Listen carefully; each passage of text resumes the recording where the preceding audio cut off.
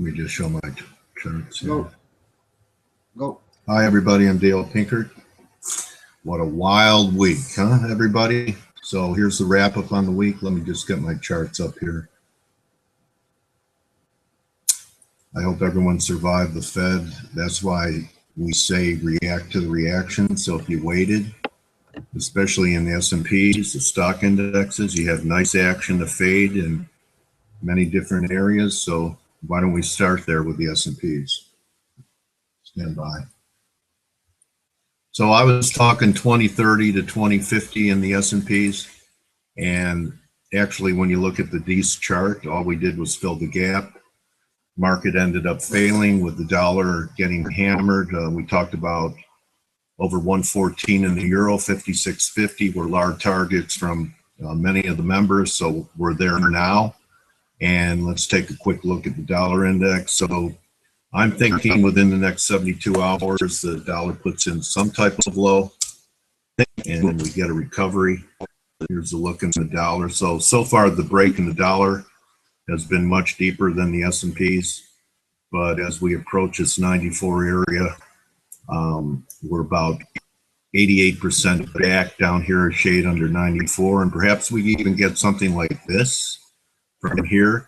Perhaps this was A, and then we get a very deep B, and then we get a C that could still take us up to 97.5 to 98.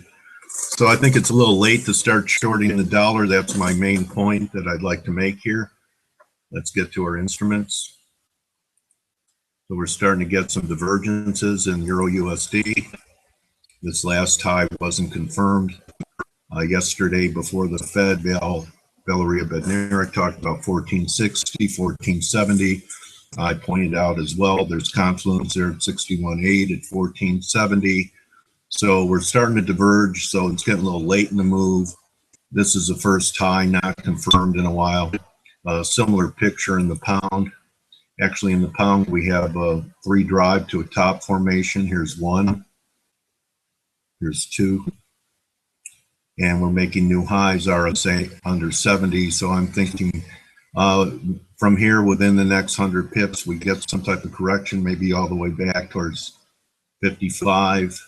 Maybe this level, 54.80, but the dollar is due for some type of recovery that I think will happen next week. We have the end of summer and the beginning of fall, and WD Gant says that's usually a time for perhaps reversals in different markets. I'd also like to give kudos to Valeria Bednarik before the Fed.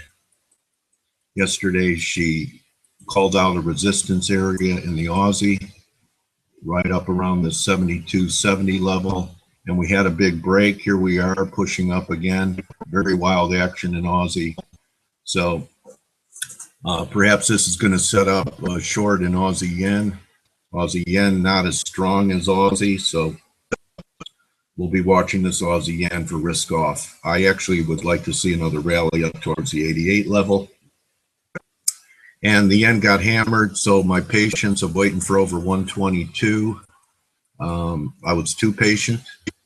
I was able to take advantage of the reversal in stock indexes yesterday. I got a tweet from Aileen Ovich that as long as 118 holds, the triangle's viable.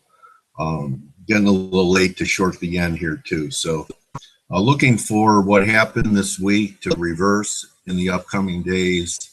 Not sure if it's going to be a major reversal, but looking for dollar recovery as we're starting to diverge in Euro USD and pound dollar.